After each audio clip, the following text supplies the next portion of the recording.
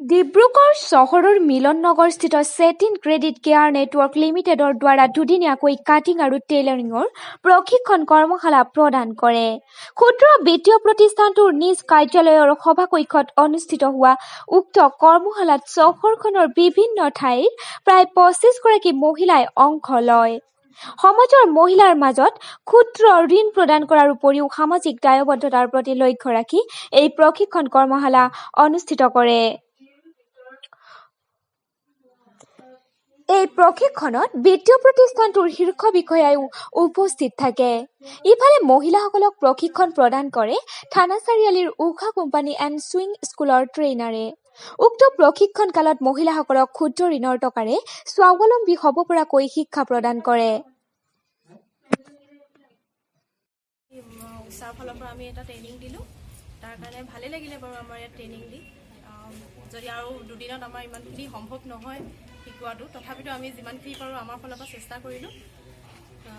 যদি আৰু তেওঁলোকে আৰু শিকিব বিচাৰে তেতিয়া আমাৰ তালৈ যাব পাৰে। উষাৰ ফালৰ পৰা বহুতখিনি সহায় কৰা হয়, আমাৰ ষ্টুডেণ্টখিনিক আগবঢ়াই নিয়াত আমাক বহুতখিনি সহায় কৰে। আমিও উষাত শিকিয়েই আমি এতিয়া ট্ৰেইনিং দিব পৰা হ'লোঁ সিমানে, সেইকাৰণে ভালেই লাগিলে।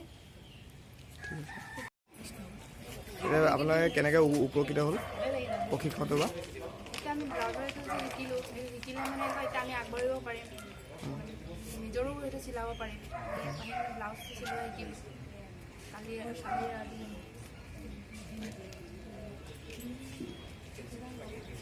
বাকী কওকচোন আপুনি কেনেকুৱা পালে? ভালেই লাগিলে। প্ৰশিক্ষণ এটা আগে পোৱা হ'লেও বহুত ভাল লাগিলে।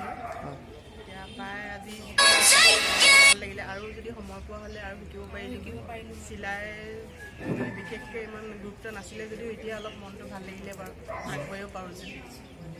ইয়াৰ পৰা উপকৃত হ'ম বুলি ভাবিছেনে? ইয়াৰ পৰা উপকৃত হ'ম বুলি ভাবিছোঁ।